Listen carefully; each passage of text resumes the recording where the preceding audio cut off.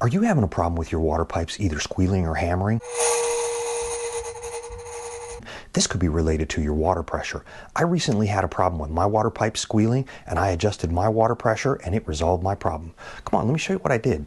First thing I did was I located my water pressure regulator. Now that happened to be located with my water meter in a closet in my basement. Next, I checked the pressure on the pressure valve and noticed that mine was 50 pounds per square inch, or PSI. Although the water pressure can range from house to house, 60 PSI is pretty common for residential homes. So at 50 PSI, mine was a little low, but not necessarily out of bounds. So I turned on my kitchen faucet and I noticed that the pressure dropped from about 50 PSI to about 35 PSI. To increase the water pressure, I loosened the locking nut and tighten the bolt on the pressure valve.